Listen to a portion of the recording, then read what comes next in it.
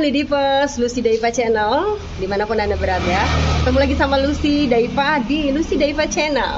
Nah, buat teman-teman yang mungkin baru aja cerejeng ada di channel ini, salam kenal ya. Mungkin ada beberapa orang, ini apaan nih gitu ya. Salam kenal dari saya Lucy Daiva di Lucy Daiva Channel. Nah, yang belum subscribe silahkan subscribe ya. Yang belum subscribe. Nah, aku ada di sebuah studio namanya Studio of Life ya.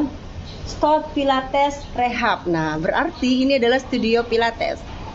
Ada apa Lucy di sini? Aha, kita masuk yuk. Kita masuk. Jeng jeng jeng jeng. Studio of Pilates. Oke. Nah, ini dia. Oh, nggak ada orang nih. Nah, wah bagus banget tempatnya guys.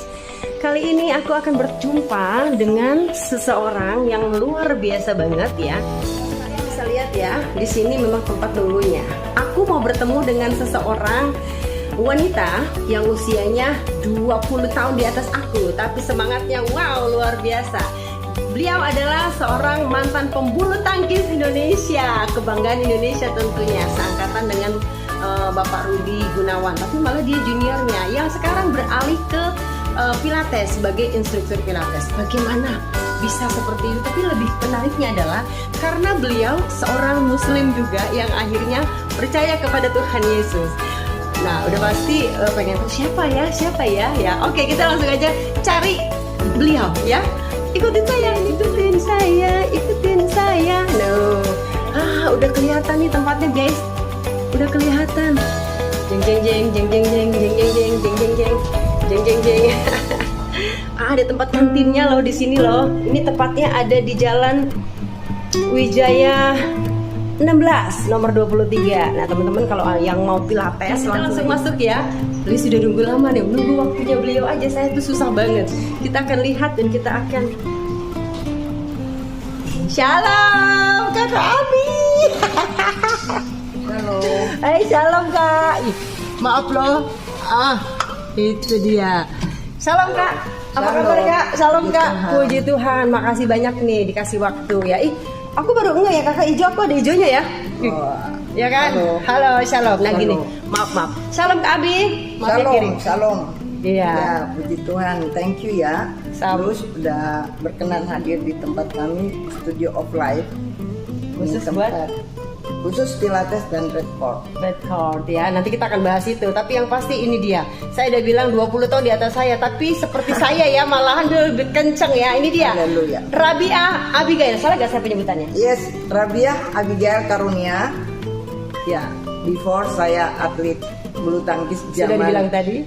Nah itu kuda gigit besi. Oke, nanti kita akan bahas. Di Kakak tadi lagi habis habis ngajar dan ini siap-siap untuk menyampaikan kebaikan Tuhan, segala kemurahan itu. Iya, haleluya. Oke, kita cari tempat dulu ya Saya guys. udah ganti baju ini. Kalau belum ganti baju kan malah seksi banget dong. Oh iya. Oke, kita cari tempat dulu ya guys. Ya, kita sekarang sudah berada tepat di tembok ya, kebanggaan dari Studio of Life. Kita akan bicara tentang panjang banget Studio of Life juga nanti. Tapi yang pasti kita akan kenalan dulu nih sama kakak aku yang 20 tahun lebih dari aku, tapi kencangan dia daripada aku ya. Puji Tuhan, semua karena kemurahan Tuhan. Haleluya. Nah, siapa yang tadi belum dengar dari aku buka, siapakah tamu aku? Nah, ini tamu aku adalah seorang mantan atlet ya, ex-atlet di tahun kuda gigit besi katanya. Nanti kita akan tanya beliau lagi pastinya tahun berapa dan apa saja waktu itu yang sudah dia alami, dia rasakan sebagai seorang atlet yang dibangga-banggakan, dilulukan. Yang pertama. Yang kedua, bagaimana akhirnya seorang Rabiah. Nah, udah tahu ya, kalau Rabiah itu kan berarti bukan orang Kristen yang mengenal Tuhan, tapi dari seberang kok bisa mengenal Tuhan. Ini yang paling penting agar kita bisa mendengar kesaksian dari seorang mantan atlet yang mengenal Tuhan dan akhirnya sekarang profesinya jauh lebih luar biasa sebagai instruktur Pilates. Kita akan panjang lebar, tapi sekarang aku akan berkenalan dulu buat teman-teman yang mungkin sudah lama, mungkin yang angkatan tahun 2000 belum kenal, kita kenalan ya. Shalom kakakku. Shalom. Haleluya. Puji Tuhan. Shalom semuanya. Shalom. Baik, kakak kenalin dong. Aku ya benar kamu tadi Rabia. Terus berarti benar berapa? Terus gimana ya kakak aslinya Rabia itu emang Arab asli atau gimana? Gitu. Kenalan dulu kenalan. Halo, shalom. Kencengnya, Perkenalkan, nama saya Rabia Ibrahim. Dan sekarang saya sudah berubah menjadi Rabia Abigail Karunia. Ya, tentunya pada bertanya, kok bisa berubah? Ya, ini memang perjalanan agak panjang karena saya sebelumnya memang bukan orang percaya. Kemudian saya mengenal dan menerima Yesus sebagai Tuhan dan Juru Selamat saya. Itu bukan karena sesuatu hal di mana pada saat itu saya masih bekerja di Bank Budidaya, ya, dan pada saat itu juga saya tidak dalam keadaan sakit, juga tidak dalam keadaan berkekurangan, juga tidak dalam keadaan dekat dengan seseorang, ya, juga tidak dalam diinjilin atau apapun. Yang saya bisa menerima Yesus sebagai Tuhan dan Juru Selamat saya di saat-saat benar-benar saya sedang fit dalam segala hal. Justru lagi di atas lah istilahnya. Pada saat itu juga saya sudah boleh dikatakan sudah mantan atlet, di mana saya memang sebelumnya adalah atlet bulu tangkis dan sempat masuk ranking di nasional. Dan saya berasal dari Sulawesi Selatan, asli Makassar. Asli Bugis Makassar. Bugis Makassar. Asli Bugis Makassar. Kalau Rabia itu memang pemberian dari orang tua, karena orang tua saya bahkan nenek saya itu ada keturunan Arab. Jadi sebenarnya nama saya Rabia itu bukan cuma Rabia, tapi ada Rabiatul Adawiyah. Rabiatul Adawiyah. Ya. Ibrahim Arab banget ya? Emberan. Ya begitu deh. Saya suka bercanda, masih suka bercanda. Tapi awal-awal agak kaku, nah sekarang mulai agak gokil lah ya, semua yang gila ya. Saya ngomong kalian nggak pasti dengar ya, karena itu mic-nya cuma satu. Mudah-mudahan kedengaran ini. Iya. Mic-nya cuma satu. Maklum, aku belum kasih beres, satunya rusak. Aduh, kasihan ini gimana nih? Haleluya. Tolong ya sponsor. Haleluya. Ini mesti adik kita ini Lucia luar biasa juga. Ya, saya amin. Tuhan Yesus yang luar biasa. Dan yang kita luar biasanya karena Tuhan ada di dalam hidup kita, sehingga kita tidak perlu merasakan khawatir, merasa takut, karena dalam saya menerima Yesus sebagai Tuhan dan Juru Selamat itu memang hal yang pertama di dalam keluarga saya terbuang. Oke. Sorry, berarti tahun berapa waktu kakak main bulu tangkis itu tahun berapa kak? Oh, itu saya sejak SMP saya udah juara ya di Sulawesi Selatan. Tahun 75 saya udah mulai juara. Kenceng loh. 75, 76, 77 saya udah ikut ke Jurnas, ikut PON. Saya langsung masuk diambil oleh pusat. Pada saat itu yang namanya PLSPO itu belum ada Menpora. Jadi zaman saya PLSPO itu pendidikan luar sekolah pemuda dan olahraga, ya kami dibawahi dan saya masuk bersama kawan saya Susi Oge masuk di sekolah khusus olahragawan Ragunan. Jadi saya lulus di sana, SMA lulus di sana Ragunan, kemudian saya langsung masuk di Platnas, lolos seleksi masuk Platnas. Pada saat itu kami persiapan Uber Cup. Nah, puji Tuhan di Platnas itulah saya pertama kali melihat teman sekamar saya itu, saya setiap hari sholat dan dia setiap hari sembahyang, artinya berdoa dengan cara dia. Kemudian saya lihatin cara dia berdoa, dia baca Alkitab tiap hari itu dia baca Alkitab, berdoa baca Alkitab distabiloin. Saya bilang ngapain ini kitab suci distabiloin. Nah itu kan bingung. Tapi di hati saya ada hal penasaran, kok kitab suci distabiloin. Nah akhirnya pengen banget loh buka-buka Alkitabnya. Pengen tahu ya? Pengen tahu. Kepo. Nah kepo pada saat itu. Kapan dia pergi, kan kami tuh sekamar berdua. Nah pada saat itu saya lihat, tapi kalau mau melangkah kan Alkitabnya itu taruh di atas bantal. Nah pengen banget ngelihat, tapi pas mau melangkah sana takut. Gue takutnya gini, gue pas ke sana, pas dilihat dia masuk, dia bilang, ngapain lo? Ya kan? Nah yang kedua, ya itu di tahun pertama. Di tahun kedua saya itu bukan satu, ini sudah rencana Tuhan, dimana pada saat itu saya tahun kedua saya dipindah ke flat sebelah bersama dengan senior saya, yaitu sekamar dengan Ruth Damayanti. Nah Ruth Damayanti itu biasa kita panggil Cimeme, ya. Nah di sana saya nggak bisa sholat. Kenapa? Tiap hari pasangnya lagu pujian dia. Gue sampai hafal. Gue bingung, gue bilang, aduh mau negur senior. Gue bingung kan, gue serba gimana nih. Ya akhirnya ya udah deh, kalau jadi sholat gue tuh nggak kusuk banget, nggak bisa gimana. Dan akhirnya saya melakukan semua hal yang buat aku kadang sholat, kadang enggak.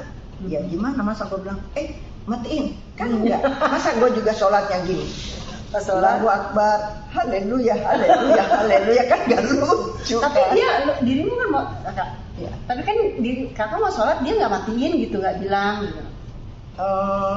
Cuek aja tuh namanya senior kan, senior berkuasa. Senior berkuasa, kita kan junior. Jadi kita juga, jadi kalau dia pergi baru gue sholat. Mau jam berapa kek gue sholat, enggak. Yang penting saya menghadap Tuhan kan pada saat itu. Oke, yang menarik. Nah, maaf. Tadi yang menarik kakak bilang sampai gue hafal lagu apa yang nggak hafal saat itu. Yang saya hafal itu ini. Yesus anak Daud. Ya, oh itu. Iya. Jadi ya, akhirnya karena tahun lalu, tahun dulu ya, tahun 70-an ya. Anak Daud. Yesus anak Daud. Itu. Terus lagu, kalau dia suka lagu-lagu Christmas. Nah, di sanalah yang pertama kali gini. Karena saya di satu flatnya itu setelah pindah, teman kamar saya juga udah pindah ke saya satu flat juga, tapi dia di kamar senior juga, namanya Maria Francisca. Saya dengan Ruth Damayanti, pasti orang tahu lah, zaman dulu orang tahu, ini top banget mereka. Kemudian Ivana Lee ada juga di kami satu flat. Nah satu waktu saya lagi di teras duduk, kemudian si Ivana datang ke saya, lo ngapain aja sendiri situ, ikut gue yuk, mau kemana? Nanya gitu. Dia bilang, ikut gua Natalan. Natalan? Enggak lah ya, gua bilang gitu. Natalan masuk gereja? Enggak.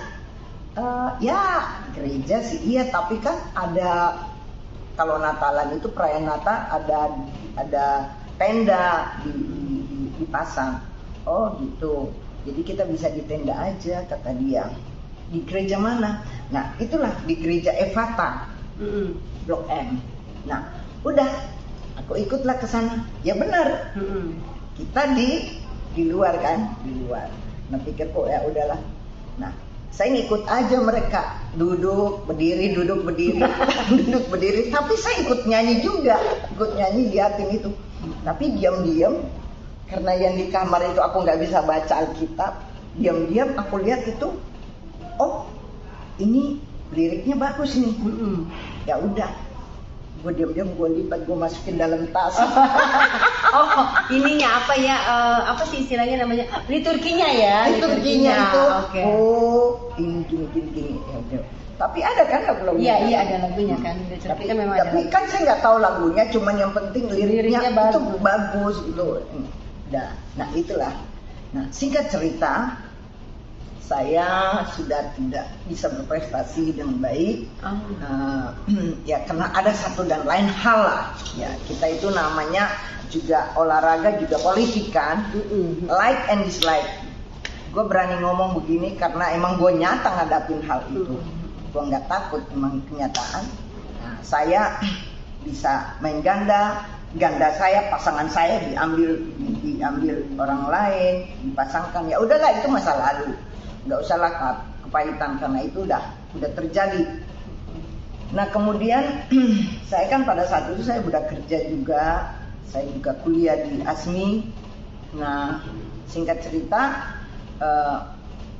saya pulanglah ke Makassar. Saya di Makassar, saya tetap bekerja di Bank Budaya. Saya karyawati Bank Budaya dan juga saya juga masih aktif main. Artinya masih aktif untuk ngelatih juga ya, dan beberapa hal lah yang jadi karena ada politik lah ya, ada sikut kanan, sikut kiri mungkin gitu kali ya tepatnya. Iya. Saya di pelatnas itu kalau mau bicara jujur, saya agak keras kan? Saya agak banyak sakit hatinya. Karena memang saya atlet daerah dan juga pada saat saya udah di pelatnas saya tidak kuat karena saya tidak punya klub lagi. Klub aku di Makassar itu udah mati. Ada klub yang besar mau mengambil saya untuk saya masuk, tapi saya tetap bertahan untuk Sulsel. Saya nggak mau. Demikian. Jadi misalnya mau pemberangkatan atau apa, ya event-event yang di luar, lalu saya tidak bisa berangkat karena tidak ada klub yang membiayai saya. Gua mau nangis sih Kak. Ya itu sedih ya. Sedih, tapi saya tahu bahwa saya di zamanku juga saya bukan terpuruk, tapi saya bisa masuk dengan prestasi. Dan ya hanya karena faktor laki ya, faktor laki dan selain faktor laki dan faktor kelicikan dan politik yang membuat saya ya harus menerima semua kenyataan. Tapi ya saya juga orang biasa sih, mungkin keluarga biasa, jadi saya tuh dibuatlah gimana, tapi itu masa lalu. Kita harus mengampuni orang-orang yang ini sudah tidak akan bisa terulang. Nggak apa-apa, tapi tetap diceritakan dalam arti tidak menjelekan itu. Dalam kondisi itulah kakak terpuruk gitu kan.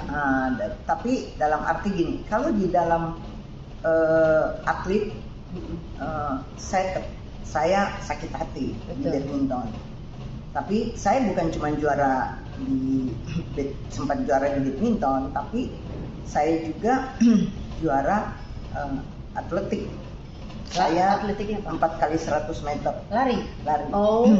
Nasional. Itu Korbang, saya mewakili bank, dan itu pelari nasional. Saya pelari pertama. Itu juara 1. Kemudian emang suka olahraga ya Kak ya? Dari kecil ya? Dari kecil hobi olahraga dan hobi makan. Seimbang gitu ya. Ini suka makan oke lah, tapi kita harus olahraga ya. Iya.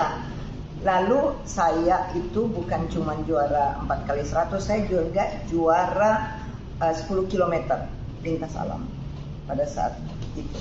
10 km itu lumayan lah. Berapa lama tuh larinya? 2 jam? Enggak lah. Bisa 2 jam. Pokoknya juara lah. Ya, saya dengan tim saya juara. Nah, itu puji Tuhan ya, berjalannya waktu. Saya di Makassar, saya married. Tahun berapa Kak? Tahun Desember, tanggal 4 Desember 1984. Oke, 84. Tadi beliau bilang tahun 77 di Pelatnas. Baru lahir saya. Iya, baru lahir. 77 pertama ikut PON. Iya. 75 saya udah juara Sulawesi Selatan. Wow, wow. 75, 76. Nah, balik lagi tadi ke pernikahan tahun 84. 84. Kemudian saya dikaruniai 2 orang anak. 3 tahun perkawinan saya menceraikan. Kurang asemnya. Pasti ada sebab ya. Seorang wanita pasti ada sebab melakukan hal itu. Iya. Nah, kenapa saya menceraikan? Karena ada hal-hal yang buat saya memang tidak cocok. Tapi ternyata memang di dalam Islam pun menyatakan bahwa Tuhan membenci perceraian. Iya, itu ada. betul. Ada ayatnya. Membenci perceraian. Tapi dengan adanya perceraian saya, ternyata apa yang firman Tuhan sampaikan, sabda Tuhan mengatakan bahwa sebelum aku membentuk engkau dalam rahim ibumu, aku sudah mengenal engkau. Karena apa? Kita percaya rancangan Tuhan itu selalu indah ya buat kita.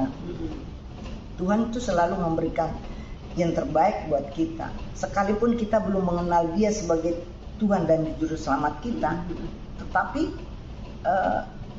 karena kita taat, saya itu adalah Muslim yang taat Saat itu ya. saat itu. Apalagi waktu bapak saya masih hidup, bapak saya itu seorang ustadz yang suka khotbah dan salah satu pemimpin Muhammadiyah di Makassar pada saat itu. Dia masih muda tapi dipanggil Tuhan. Nah, Masih muda dipanggil Tuhan ya? dia 40 mau menjelang 47. Oh. Pada saat itu persiapan mau naik haji ya. Wow. Sakit ya Kak? Tidak, sakit enggak. Itu long story. Jadi ya memang harus ya seperti itu ya.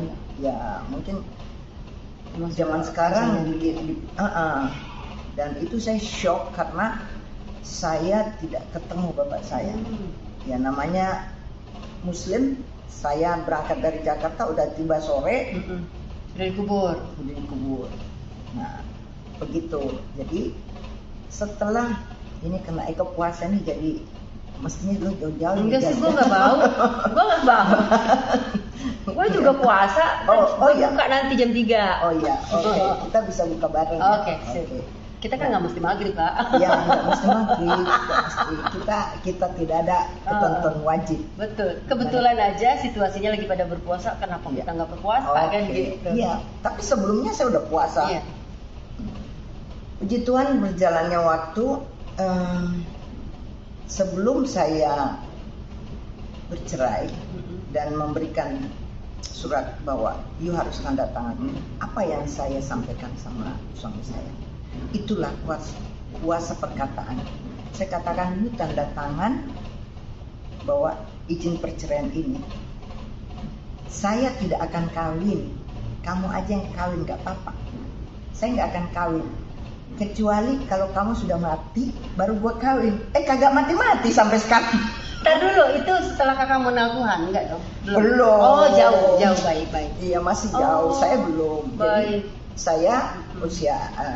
Nah, apa yang terjadi sebelum saya perceraian masuk sidang? Anak saya dibawa kabur yang usia 10 bulan 25 hari. Waduh. Tapi ini long story. Masih. Gak apa-apa kan itu adalah apa hidup yang kakak alami.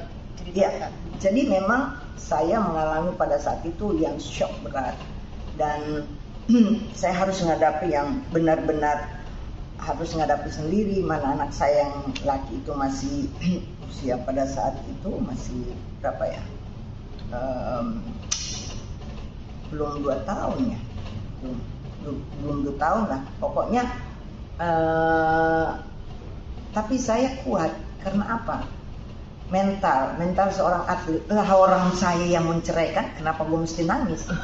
Enggak, saya kuat karena dan kuatnya dan juga pada saat itu masih ada kesombongan ya, masih mengandalkan kekuatan. Sementara firman Tuhan kan kita tidak dibolehkan mengandalkan kekuatan, ya kan? Terkutuk terkutuk lah orang Kan dulu yang belum mengadakan kenal khotbah. Tuhan, makanya Belum pakai mengenal. itu. Tetapi saya taat loh kepada Tuhan. Kan beda subhanahu wa caranya. ta'ala. Beda. Lu kan juga Ya sama. ya. Beda firmannya beda. Beda. Jadi saya itu setelah perceraian itu pun begitu sulit ya. Kalau kami wanita melakukan perceraian begitu sulit. Kenapa? Saya kan pegawai di karyawan di bank dan harus minta ke kantor persetujuan perceraian. Jadi kami harus masukin permohonan permohonan ke bank meminta untuk melakukan perceraian. Dari cabang itu kirim ke pusat. Dari pusat menjawab bahwa diizinkan melakukan perceraian. Udah selesai, baru surat itu dibawa ke pengadilan bahwa ini ada diberikan izin. Waktu itu kan masih zaman ada PP 10 ya. Yang pokoknya dia tidak boleh menikah 2 kali. Dan bercerai pun harus seizin kantor. Demikian. Gitu. Nah, jadi perjalanan saya memang akhirnya setelah bercerai unik. Setelah bercerai karena anak saya dibawa kabur. Aduh itu rasanya saya sempat dirawat itu hampir sebulan. Ini udah rasanya aku mengerti. Saya kehilangan baby itu dan wah. Jadi waktu dibawa pergi, saya nggak tahu bahwa dia dibawa pergi. Saya lagi di kantor, begitu pulang nyari anak saya nggak ada. Ternyata udah dibawa pergi dan saya telepon ke Surabaya, keluarganya, oh dia ada di sana. Dan yang menyakitkan saya setelah beberapa tahun tahu anak saya itu bukan sama dia tetapi diadopsiin kepada keluarganya sih yang tidak punya anak. Jangan nangis ya. Nggak, pertanyaan saya kok boleh ya diadopsi, kan pertanyaan aku kok boleh diadopsi, itu kan ibunya, harusnya kan ada persetujuan dari orang tua perempuan. Ya. Nah itu dia, sebenarnya secara hukum saya bisa menuntut. Iya loh. Nah inilah begitu luar biasanya cara Tuhan. Jadi waktu saya ada event bawa tim ke Jurnas waktu itu di Medan, kemudian dari Medan balik ke Jakarta. Dari Jakarta itu pertama kali saya didoain oleh Ciin Imelda Guna, itu senior saya. Saya ketemu beliau dan dia doakan saya. Nah waktu dia doain itulah pertama ya.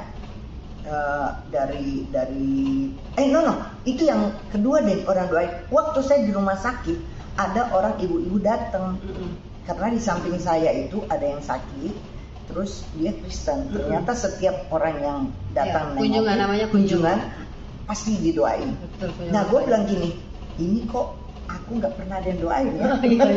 Kan beda. Beda. Di kita dulu mereka lebih banyak besuk. Kalau besuk bawa buah. Pulang aja udah. Cepat sehat. Nah, cepat sehat. Nah, tapi ada nih sekelompok ibu-ibu datang ke tempat saya. Sakit apa dengan penuh kasih? Oh ya saya istirahat. Istirahat aja. Kemudian saya istirahat. Tapi akhirnya dia katakan, boleh saya doakan? Oh boleh, silakan. Puji. Nah kakaknya membuka hati ya. Dia doain saya, doain ya di dalam nama Yesus tentunya dong. Betul ya. Apa yang pertama kali kakak rasakan? Dalam arti gini, gue ngerti nih doanya nih, masuk nih gitu kan? Thank you. Aku sih biasa aja. Oh oke. Biasa aja. Pada saat didoakan biasa aja karena aku bilang mengucap syukur. Biasanya gini, saya mengucap syukur orang datang mendoakan saya karena orang itu berarti care ya ke orang itu. Tapi setelah saya sembuh, kita mundur sebelumnya. Ini saya waktu lahiran juga, saya itu kan melahirkan di rumah sakit Kristen Katolik. Jadi waktu saya mau lahiran, itu di atas saya salib.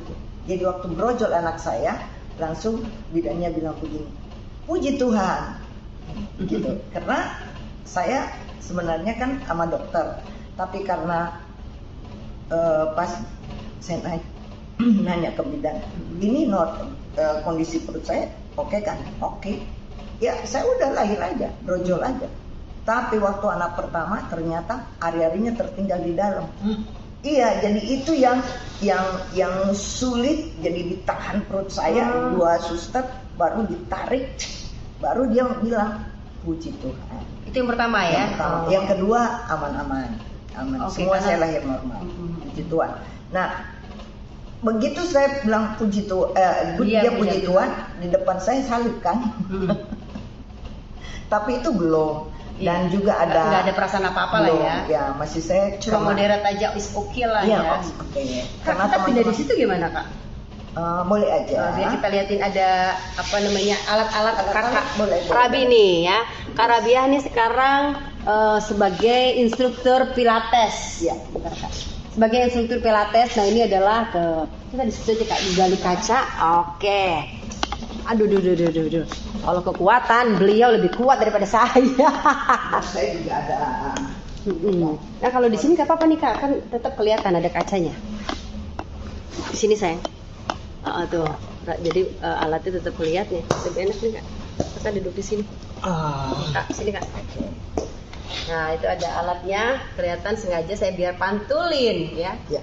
Oh ya. Alat-alat. Nanti sambil kita lihat-lihatin, sambil Bisa. kita perlihatkan yang lain. Boleh kalau mau lihat. Iya. Jadi saya matiin terus lahiran. Oke. Terus? Ya, puji Tuhan, lahiran semua berjalan dengan baik dan anak-anak saya bertumbuh dengan baik. Dan anak saya pun saya pada saat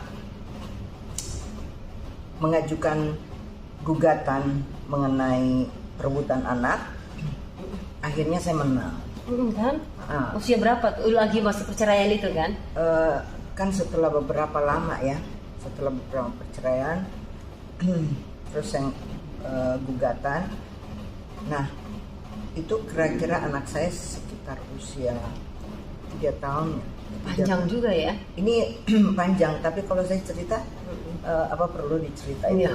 Nggak usah ya. Iya. Yang terpenting buat saya gini, saya terpisah dengan anak saya dan satu sama saya yang laki. Laki itu saya didik secara Islam yang sangat taat. Dia taat karena saya sekolahkan mulai dari TK, SD itu di sekolah seperti Al-Azhar. Kalau di Makassar itu namanya Atira. Itu punyanya Pak Yusuf Kalla. Nah, setelah saya harus pindah Jakarta kembali, mutasi kembali ke Jakarta, dan orang bingung, keluarga saya juga bingung, kenapa sih saya mesti balik lagi ke Jakarta? Secara saya juga udah punya rumah segala macam di Makassar, dengan kondisi saya sebagai seorang single parent cukuplah. Toh saya juga melatih, tetapi saya kenapa harus balik ke Jakarta? Nah, saya balik di Jakarta itu kemudian ketemu teman-teman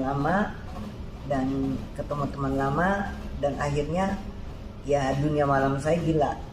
Ya, gelok lagi. Saya itu yang yang awalnya memang nggak suka minum, tapi akhirnya jadi peminum. Dan akhirnya memang ya merokok keras ya, sebelumnya juga memang saya udah merokok keras. Berarti pindah ke Jakarta itu karir di Makassar ditinggalkan dong, semua mulai dari nol. Balik lagi ke Jakarta saya, tapi masih tetap bekerja di bank. Bekerja di bank, tapi mutasi ya, minta pindah ke Jakarta. Betul, saya mutasi. Dan akhirnya saya tetap dunia glamour itu tetap luar biasa, nyantol ya ketemu. Malah lebih parah dong ketemu Jakarta ya. Emberan gitu deh. Apalagi tahun dulu ya. Jangan salah, Berarti tahun berapa tuh? Tahun 90-an ya? 90-an. 90-an saya gelok lagi. Jojing. Jangan. Bilangnya jojing kan dulu. Emberan. Kalau sekarang kan bilangnya apa? Clubbing. Kalau dulu bilangnya jojing. Kita jojing dan ke diskotik. Itu saya senang. Saya kenapa bilang sama anak saya? Anak saya bilang gini, Mama kenapa sih senang ke diskotik? Alasan aku gini, masuk di akal anak. Nah sekarang Mama kalau ngencengin di rumah ini kenceng, itu tetangga marah, kenceng kan? Nah kalau di tempat diskotik itu suaranya ribuan kali, ini kencengnya nggak ada, itu ada kedap suara Jadi orang nggak akan dengar. Nah kalau kita di sini kita digebukin. Terus kata anak saya, oh iya juga masuk di akal. Umur berapa tuh anaknya? TK, SD, balik Jakarta SD, dia tahu gitu. Pokoknya saya ketemu teman-teman. Satu kali waktu, saya tiba-tiba menyadari, gue malas banget lagi. Gue kayaknya bosen banget nih, kayak hidup begini. Kok gini-gini aja. Gue kerja loh, gue kerja fit 2 jam nggak tidur, 2 jam tidur, terus pagi kerjanya bagus, oke. Tapi yang namanya, tapi saya bukan drugs ya, senang ajojing aja. Iya, senang happy aja sama teman-teman. Makanya gue bilang senang ajojingnya doang. Iya, pokoknya ya clubbing lah gitu ya, jangan now. Tapi pada saat itu tiba-tiba saya merasakan gini, malas ya. Satu waktu saya pulang dari pulang malam ya tentunya ya, pulang pagi kadang. Terus saya bangun, tiba-tiba nyetel TV, itu nongol si pendeta gendut, Pak Gilbert. Oh, saya dengerin, dan yang kesaksian itu tahun berapa tuh Kak? 90-an? Iya, terus yang saya dengerin itu tiba-tiba ada junior kok, si Gunawan. Rudi Gunawan. Oh, aku baru mau tanya, Rudi Gunawan tuh angkatan kakak atau? Ya, saya junior. Senior, kakak senior. Ya kan kakak senior. Berarti Om Rudi di bawahnya kakak. Ya. Oke. Aku salah sebut lo tadi bahwa oh iya ya. Saya lebih senior. Nah, terus sampai pada akhirnya saya dengerin, oke juga nih, ada Rudi, si Guan, aku manggilnya kan si Guan. Oh, waktu dia kesaksian. Aku manggilnya dia kesaksian. Udah, selama berapa lama gitu saya udah nggak tahu. Tiba-tiba rasa bosanku tuh, waktu itu kan saya ngekos di Jakarta. Terus saya pindah tempat, saya itu dikasih tempat rumah sama temanku. Karena dia suaminya bule, dia bolak-balik Jakarta, Belanda. Dia bilang, lu tinggal di rumah gua kan nggak mau, tapi saya nggak betah. Akhirnya saya bilang enggak deh, saya pindah aja. Saya pindah karena saya nggak suka ditahan-tahan kan, nggak suka diatur-atur. Pindahlah aku, cari tempat kos itu dekat dari kantorku, bisa jalan kaki. Asik dong. Oh iya, nah udah cuman jalan kaki. Kalau mobil kantor kan saya bisa pakai. Terus udah, saya sampai di waktu itu saya nggak tahu kalau rumah itu tuh rumah pendeta yang gembala sidang. Yang kos itu? Iya. Oh. Dia bilang gini, peraturan di sini hanya boleh batas jam 11. Oke. Terus saya bilang gini, oh bagus juga nih. Aku akhirnya udah nih, iya baik Bu, siap di sini. Terus gue bilang dong sama teman-teman, gue kosak sekarang, gue udah nggak bisa ini loh ke disco. Gue nggak mau boleh ke disco. Gue udah nggak bisa ke disco loh. Kenapa? Aturannya ketat. Ketatnya kenapa? Pulang harus paling lambat jam 11. Mati nggak lo? Dia bilang pindah. Menghambat saja kata teman-temannya. Pindah. Terus dia bilang gini, enak aja. Gue suka di situ, rumahnya gede. Gue cuman berdua sama anak gue, sama ada satu di kamar sebelah. Tapi gue enak. Udah nggak usah. Enggak. Tapi saya nyaman. Nah, ibu itu dia bilang gini, setiap saya ngerokok dia bilang gini dengan penuh kasih, rokoknya jangan banyak-banyak. Saya bilang, loh kan saya nggak ngerokok di dalam, Bu. Saya ngerokoknya di taman. Saya gitu kan, nggak ganggu kan. Dia bilang, oh iya sih. Udah, sampai akhirnya aku tuh merasakan lebih tenang lah di sana. Singkat cerita, saya dikenalin seseorang ini yang saya tahu bahwa dia Kristen, tapi dia tidak pernah menyampaikan bahwa tentang Tuhan. Sama halnya waktu saya di Platnas, sama halnya waktu saya masih aktif di badminton atau saya jadi atlet, itu teman-teman yang Kristen tidak pernah itu menyampaikan firman atau tentang Yesus, itu Tuhan Yesus. Enggak. Nah, dia hanya memperlihatkan dari sikap mereka, sikap kasihnya. Tapi kalau soal sikap kebaikan kasih, kita juga memiliki, Muslim juga memiliki, agama lain juga memiliki. Jadi kalau soal kebaikan itu bukan melulu hanya orang Kristen yang punya kasih, no. Saya tidak mau katakan bahwa hanya Kristen yang punya kasih. Agama lain pun punya kasih. Semua ajaran punya kasih. Nah, itu semua karena kita diciptakan oleh Tuhan. Ya, saya mengatakan bahwa itu Allah Subhanahu wa taala. Allah Subhanahu wa taala Allah yang Maha Esa, yang Maha Pengasih dan Penyayang. Bismillahirrahmanirrahim. Dengan nama Allah yang Maha Pengasih dan Maha Penyayang. Hanya dengan nama Allah yang Maha Pengasih dan Maha Penyayang. Nah, itu pun kita sebagai umat Kristiani ya tetap kasihnya yang luar biasa. Nah, aku kembali bagaimana pada saat perkenalan aku dengan seseorang ini yang namanya Nina. Kemudian singkat cerita saya baru kenal 2 bulan. Kemudian aku diajak ke Bogor. Dia bilang gini, aku ada mau tinjau usaha saya di sana. Aku udah di sana. Terus malamnya itu dia bilang, saya mau doain kamu ya. Doain? Emang gue sakit apa? Gue doain. Emang udah doa sana aja. Gue juga sholat sendiri. Terus pas mau tidur dia bilang gini, Tuhan kasihani Abi, jama Abi.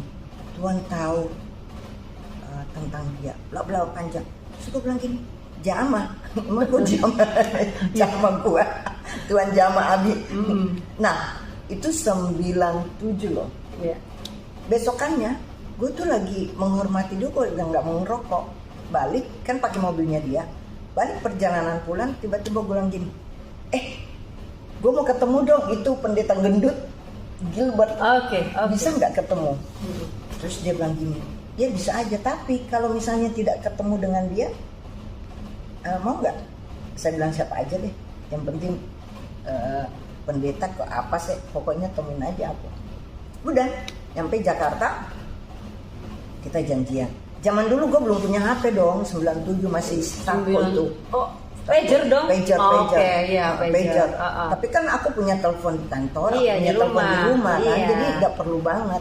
Nah, emang dulu kan telepon rumah. Iya, telepon rumah. Nah, pager cuma di jalan. Yoi. Akhirnya udah janjian lah. Saya berangkat lah. Saya waktu itu di Bank Bumi Daya cabang DI Panjaitan. Aku berangkat, saya pakai mobil kantor kan. Ngebut sampai sana udah 7:30. Gimana nih di PT? Aku di sini. Udah, saya bilang aku pakai mobil gini. Nah, kita sama-sama ke rumah hamba Tuhan itu. Di rumah hamba Tuhan itu saya kenalan namanya Ibu Ruby Mirayani. Nah, aku tuh cuman mau sharing doang, mau bertanya-tanya. Tapi sebelum sharing, gue masuk dulu di toilet, gue berdoa. Gue baca apa yang gue bisa. Secara gue Muslim. Ternyata nggak semua surat pokoknya ya. Surat. Gue baca. Kemudian, dia lancar banget ngomongin tentang Tuhan Yesus, kebaikan Tuhan, kasihnya. Saya terpengaruh. Kok dia bercerita bahwa yang awal dan pertama kali yang ngena di hatiku itu waktu dia berikan bahwa Kisah Rasul 4 ayat 12. Dan keselamatan tidak ada dalam siapapun juga kecuali dalam Dia. Sebab di bawah kolong langit ini tidak ada nama lain yang diberikan kepada manusia yang olehnya kita dapat diselamatkan. Terus saya bilang gini, oleh Dia siapa? Nyaut loh dia. Iya, nyaut gue. Yesus Kristus. Hanya Dia jalan kebenaran dan hidup. Kasih lagi ayat. Kamu kalau percaya dan menerima Dia, maka engkau akan dipegang sampai selama-lamanya. Dipegang, pokoknya ayatnya itu dia keluarkan bahwa hanya Yesus yang berkata, di mana aku berada, engkau pun berada. Begitu. Udah. Terus dia gitu, saya manggut-manggut aja. Terus saya bilang, aku harus pulang nih. Aku harus jam 11 kan. kan Oh, jam 11. iya. Jam 11 kan tempat Iya, itu. iya. Sementara Jam malam. di Bintaro loh, aku di Cawang waktu itu. Oh, oke. Tahu dong. Terus dia bilang gini. Nah, sebelum pulang saya nanya, apa kamu percaya Yesus? Apa kamu mau terima Yesus sebagai Tuhan dan Juru Selamat? Dalam pikiran gue ntar gak bisa masuk di rumah lewat jam 11. Wah, terima aja deh, terima. Ya, yes, aku terima Yesus sebagai Tuhan. Tapi sebelum ternyata itu gayanya tuh ada orang besar di belakang gue tuh. Terus saya didoain terima Yesus kan. Udah selesai, bye pulang. Wah, ngebut di jalan saya ngebut, apa yang terjadi?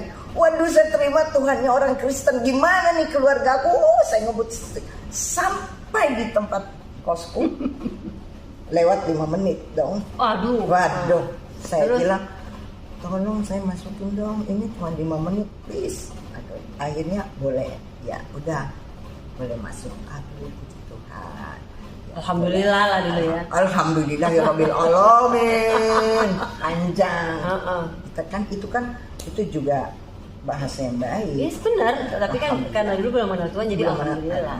Sekarang juga gue masih gue bilang. Itu kan hanya bahasa Arab. Iya, bahasa Arab. Apalagi lo orang Arab ya kan? Ya, enggak tetesan sedikit doang. Ya kan ada tetesan, kalau nenek gue kan enggak. Nenek gue aja, tapi kan gue udah enggak asli Bugis Makassar. Tetesan nenek gue ya. Ya masih lah, gimana sih? Kalau dari tetesan mak gue tuh ada. Ya. Terus udah. Besokannya saya di kantor nih, saya diare tuh ada 25 kali. Tapi aku nggak lemes. Terus diare aku telepon itu si Ruby. Kenapa ya saya kok kayak begini ya? Dia bilang, oh kamu pelepasan, dulu kamu suka minum apa? Oh iya, dulu kan saya berilmu. Ilmu itu aku pernah tahan, dibacok pun orang bisa terlempar. Wow. Sedap. Mantap. Karena aku kan suka yang banyak tantangan. Saya tidak mistik. Enggak. Tantangan mistik, aja ya. Tantangan. Jadi guru aku tuh dia memberikan ilmunya itu justru ilmu putih. Dia bilang begini, kamu tidak boleh melakukan ini. Terus gua bilang, nggak boleh ngerokok, nggak boleh. Udah, kalau gitu batal ya. batal. Karena saya masih senang duniawi. Saya masih nggak bisa, masih glamor banget ya waktu itu. Akhirnya udah tidak jadi, batal lah itu. Tapi saya masih pemberani. Orang nggak ada ilmu gua aja gua masih berani, apa ada ilmunya? Orang nggak pernah aku tuh nggak pernah takut sama orang. Orang gua gimanain saya mau tengah malam, gua turun, gua kejar orang. Itulah saya. Dulu. Tapi sekarang. Terus akhirnya abis diare itu gimana? Diare udah. Singkat cerita, saya baik. Diare. Nggak perlu, berarti nggak diobatin tuh diare? Enggak. Cuma minum doang. Beberapa hari kemudian adik saya tiba-tiba telepon. Adik saya di Jakarta sini. Kak, tapi Kak itu bahasa Makassar ya. Denginya kan. Aku kan nama Dengnya. Gimana kabar? Oh baik. Tumben kamu telepon aku. Iya. Saya mau nanya aja kabar, gak tahu gimana. Terus aku bilang gini, sekarang saya nggak ke disko lagi loh. Hah? Wow, alhamdulillah dong. Iya, sekarang saya malas belajar lagi, ada belajar rohanian. Terus dia bilang gini, sama Ustadz siapa? Halo. Saya bilang, enggak sama Ustadz. Terus sama siapa dong? Saya bilang, sama pendeta. Gila badannya. Langsung gue bilang pendeta. Langsung, hah? Astagfirullahaladzim. Langsung dia bilang gini, kata ini jadi Kristen atau apa? Terus saya bilang, kalau iya kenapa, kalau enggak kenapa? Kasih pertanyaan gitu lagi kan. Terus dia bilang, enggak, bilang jadi Kristen. Saya bilang, saya sudah terima Yesus sebagai Tuhan dan Juru Selamat. Langsung ditutup telepon. Ada firman, jika engkau tidak mengakui aku di depan manusia, aku pun tidak akan mengakui engkau di depan Bapakku.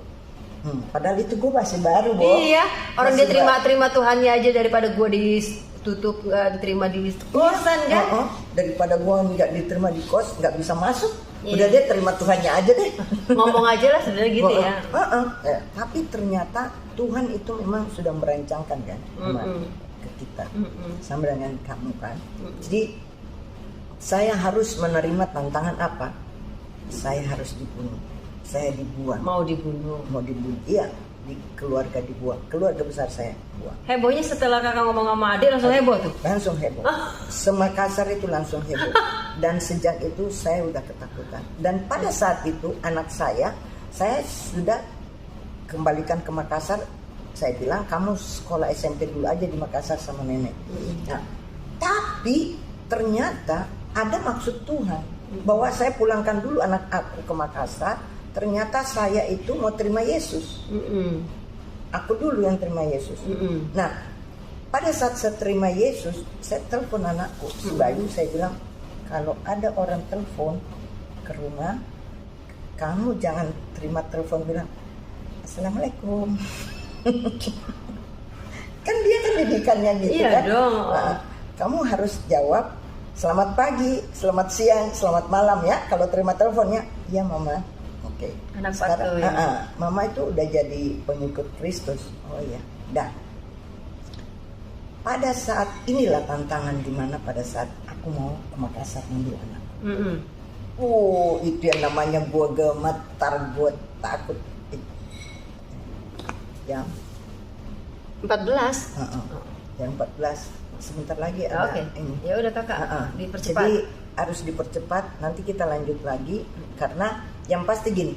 Kan panjang, tenang. Ini part 1. Di saat saya mau pulang ambil anak saya, itulah ayat yang saya dapat ya. Yesaya 41 ayat 10. Janganlah takut sebab aku menyertai engkau. Jangan bimbang sebab aku ini pelatimu. Aku akan meneguhkan engkau, bahkan akan menolong engkau. Aku akan memegang engkau dengan tangan kananku yang membawa kemenangan. Jadi saya pulang itu gak naik pesawat. Gue harus cerdas juga, cerdik seperti ular, tulus seperti merpati. Mereka gak nyangka bahwa saya pulang itu naik kapal. Naik Jadi kapal. mereka jegatnya di airport. Mereka jegat di airport. Iya, jegat di airport. Gue nggak ada, ternyata ikan naik kapal dong. Iya. Juk. Kucuk-kucuk. Saya udah nyampe rumahku. Kucuk-kucuk. Katanya datangnya ini. Enggak. Baru tiba nih. Benar memang baru tiba. Saya bilang saya mau berangkat. Saya mau bawa anak saya. Oh tanteku itu kan saya tanteku tuh yang gedein aku. Itu long story juga. Bagaimana saya dulu tuh dibesarkan sama tante. Dia dari kecil aku udah nggak sama saudara-saudara. Nah dari kecil juga itu saya mengenal bagaimana saya jadi atlet itu dari tanteku. Nah itulah yang menjadikan akhirnya saya bawa itu Bayu balik Jakarta. Dan itu juga ditolong sama sahabatku Liz. Dia bawa aku dan langsung ke airport dan langsung masuk. Aku lolos puji. Tidak ada penolakan dari keluarga pada saat mau ambil. Loh kan di rumah tanteku dia sendiri. Oh puji Tuhannya di sana ya. Kan di rumah tanteku tuh saya nggak belum keluar. Kan mereka nggak tahu yang lain. Saya ngumpet kan. Oh iya. Tapi hebohnya pas mau datang, mereka pikir tuh datang hari sebelumnya. Ternyata aku kan datang pakai kapal laut. Iya. Jadi saya mengecoh mereka. Enggak, aku pikir anaknya kakak ada di rumah keluarganya kakak, ternyata di rumah tante. Iya, tante di rumahku kan. Iya. Kan itu rumahku, tapi tanteku tinggal di aku. Nah, tante itu rumah udah dikasih ke saya, tanteku itu. Jadi udah ya saya belilah. Jadi tanteku itu saya udah bangun itu rumah juga, tapi tante saya bilang tetap di sini karena dia kan sebagai pengganti ibuku. Nah, karena dia membesarin aku kan, walaupun dan dia baik ya, tidak sangat baik. Itu dia maksudnya. Kalau yang lain kan tidak terima, kalau dia terima. Itu dia. Makanya dia sama mamaku, sama kakakku ini panjang ceritanya, untuk saya tuh panjang bagaimana. Dan akhirnya karena kebaikan Tuhan itulah, Tuhan selalu memegang kita dengan tangan kanannya. Kita tidak akan pernah dipermalukan. Tuhan melindungi kita. Tuhan sangat baik dan Tuhan sangat luar biasa. Akhirnya saya lolos dari Jakarta. hanya udah ke Jakarta aja. Dari Makassar ke Jakarta. Demikian, dan akhirnya anak saya pun masuk secara Islam di SMP. Ya, masuk Islam, tercatat sebagai agama Islam. Nah, namun anakku dia melihat perubahan hidupku. Iya. Tapi saya juga tidak pernah menginjili anakku. Tidak pernah bilang Yesus ini, nggak pernah keluar kata-kata tentang Yesus. Saya cuma lihat dari hidupku. Dia ngeliat mamanya udah nggak brutal. Nah, terus saya setiap dia, saya ajarin dia mandiri. Kalau di kantor, saya telepon Jumat, kamu habis pulang sekolah, mandi, sholat, duduk paling depan kalau sholat ya. Begitu aku ngajarin, dan puji Tuhan anakku nurut. Tapi dia lihat perubahan hidupku. Waktu saya pulang gereja, tiba-tiba dia bilang gini, mungkin juga dia bete kali gue tinggalin. Oh, dia nggak ngikut ya? Enggak lah, saya tidak pernah mau tahu, enggak pernah. Terus dia bilang, mama, saya mau ikut dong. Nah, dia yang minta. Mau ikut kemana? Orang mama baru balik. Enggak, saya mau seperti mama, mau ikut seperti mama menjadi pengikut Yesus. Berapa itu? SMP. Buat peluk anakku. Kelas 2, 3? Kelas 2. Kelas 2 aku peluk dia dan saya langsung berdoa buat dia. Puji Tuhan. Nah, itu yang luar biasa. Saya bawa ke gereja, heboh lah gereja. Dan puji Tuhan dia dibaptis. Nah, saya waktu itu terima Tuhan, saya di gereja yang besar ya, di gereja Betani. Jadi Betani itu yang ya karena dulu Gilbert yang Betani ya? Enggak, bukan. Gilbert bukan Betani. Maaf, Gilbert itu Tiberias ya, maaf. Saya jadi saya di Betani, karena itu yang saya terima Tuhan, Betani. Dan saya bertumbuh di Betani, sekolah somnya, family-nya. Nah, pertama gue masuk family-nya itu family blessing, gue bilang gini, orang gila semua nih di dalam, gue salah nih. Kan bahasa roh. Oh iya. Sila bara pakula bala ya. Bahasa roh gue bilang gini, apaan sih salah masuk saya ini orang. Salah masuk. Tapi ternyata tidak. Dan akhirnya anakku terima Yesus dan baptis. Dan demikian. Itu part yang pertama. Yang dulu Tuhan memberkati. Yes. Nah, ini dia part yang pertama, bagaimana kita mendengarkan kisah seorang Rabiah Abigail. Abigail. Sebelumnya Ibrahim. Rabiah Ibrahim Kurniati. No. Rabiah Ibrahim. Saya terima Yesus langsung dirubah namanya Rabiah Abigail Karunia. Oh, ada Karunia. Nah, jadi inilah tambahan kisah dari seorang pembulu tangkis legend. Saya lebih tepatnya ngomongnya legend ya. Emang mantan udah pasti mantan karena nggak melantai lagi. Nah, akhirnya bagaimana seorang sosok pembulu tangkis yang hidupnya merasa masih muda, duit banyak ya kan, duit ada, ya ke disco gampang, ya suka-suka lah pada zamannya. Dan akhirnya menghadapi satu hal juga, pasti masalah setiap orang berbeda-beda. Tapi apa yang dihadapi oleh Kak Abi, masalah yang dia hadapi justru belum mengenal Tuhan. Tapi akhirnya dia mengenal Tuhan. Kalau saya pikir gini, itu jalannya Tuhan. Karena dengan nggak mungkin seorang fanatik, saya pikir dia adalah seorang fanatik, dengan mudahnya udahlah gue percaya aja. Sebenarnya secara pikiran dia harapnya udahlah daripada gue ditahan nanti gue nggak pulang, gitu ya. Tapi sebenarnya Tuhan sudah punya rencana. Amin. Jauh hari sudah punya rencana. Mungkin kalau Anda yang dengarkan lagi dari awal, bagaimana rencana Tuhan untuk mengambil seorang Rabiah Ibrahim ini. Dan akhirnya setelah dibaptis diganti namanya, ditambah namanya menjadi Rabiah Abigail Karunia. Bukan Kurnia. Karunia. Jadi saya karunia itu dasar. Kasih karunia. Jadi kita selalu harus, karena kasihnya maka kita nggak usah macam-macam ya. Nah, tadi ceritanya adalah bagaimana akhirnya sampai ke pertobatan seorang Kak Abi dan sampai anaknya pun ikut bertobat. ya, tanpa diinjili. tanpa diinjili. Dan seorang orang tua nih, sebenarnya Kak Abi itu mempunyai hak prerogatif ya, hak prioritas utama dalam arti gini, dia punya hak untuk kamu ikut mama, punya, tapi beliau tidak lakukan. Enggak. Tapi Tuhan sendiri yang dia masih anak. Yes. Nah, nanti berikutnya part kedua kita akan ngobrol lagi sesuai dengan waktunya Kak Abi, bagaimana perjalanan rohaninya pastinya ya kan. Kalau sekarang bagaimana pengenalannya terhadap Tuhan, kita sudah mau dengar. Dan nanti Kak Abi akan bercerita lagi tentang perjalanan rohaninya, bagaimana akhirnya dia bisa merelakan anaknya yang usia 10 bulan. Saya aja kehilangan anak 6 tahun, itu mewek-mewek kayak apa. Tapi akhirnya beliau dari umur 10 bulan sampai akhirnya anaknya 16 tahun baru bisa tahu ini ibunya. Yes. Ya, bayangin ya. Nanti kita akan ngobrol lagi di part kedua bersama Kak Rabiah Abigail sekarang ya. Panggil aja Abi. Abi bukan Abi Saifuddin Ibrahim ya. Abi itu Alpha Double Bravo Yankee. Oh, Double Bravo Abi. Abigail. Tapi bener ya, jadi sebenarnya mirip ya, Rabiah, Abigail. Kak Abi dari dulu juga panggil Abi kan? Iya. Ya kan? Abi. Jadi memang itu Alpha Double Bravo Yankee itu singkatan dari Abigail. Oke. Tapi secara nggak langsung Rabiah juga kan? Rabiah itu rabi kan, guru. Makanya saya menjadi guru. Iya benar. Guru Pilates. Rabiah nggak, maksudnya Abinya itu dari Rabi juga bisa, dari Abigail bisa. Yes.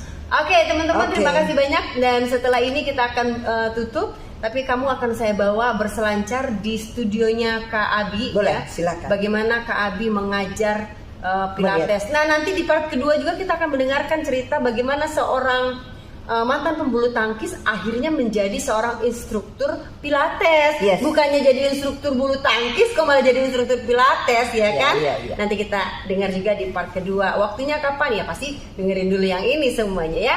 Baik semuanya, saya Lucy Daiva Channel, dan jangan lupa untuk selalu subscribe channel ini, karena channel ini akan selalu memberkati banyak orang karena kesaksian-kesaksian yang dahsyat terhadap Tuhan. Nah, buat semuanya, kami saja yang tidak pernah mengenal Tuhan, bahkan terbesit sekalipun enggak, tapi kalau Tuhan sudah minta, kita mau lari ke lubang semut sekalipun, Tuhan akan ambil dan Tuhan akan jamah. Itu dia doa pertamanya, didengar jamah ya. Kok gue dijamah? Dulu mah bahasa kita jelek ya, jamah ya. Jamah. Tapi ternyata wow, luar biasa. Baik, semuanya, saya Lucy Daiva dan Kakak Rabiah Abigail Karunia. Jangan lupa Salam subscribe. sehat selalu. Jangan lupa subscribe. Bisik-bisik sih ngomongnya. Baiklah semuanya ya, Tuhan Yesus memberkati. Salam. Salam. Shalalala. Salam sehat selalu. Salam buat sehat kita semua. Betul. Tuhan memberkati Ya. Yes. Bye bye. Nah, ini dia nih alat-alat yang Kak Rabi pakai. Itu apa tuh Kak Abi? Buat apa itu? Itu? Ini namanya Reformer. Yang sana itu Fitmac ya. Ini memang khusus Cadillac.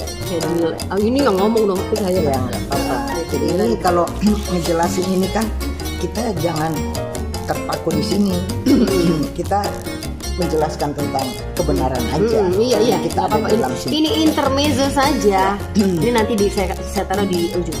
Jadi ini setiap habis pakai disterilin ya Kak ya. Ini dia ya, studionya berada di Jalan Wijaya 16 nomor 24. Nah teman-teman yang mau tahu tentang Pilates boleh langsung ke Jalan Wijaya 16 nomor 24 ya. Nah itu dia, kalau itu aku tahu tuh Kak, dulu waktu aku fitness aku selalu pakai itu untuk peregangan. Ini apa nih Kak? Ini rekor, ini dari Norwegia. Ini pegang, nggak apa-apa, nanti kan di belakang. Ini rekor. Jadi kalau rekor ini bisa juga ada untuk terapi.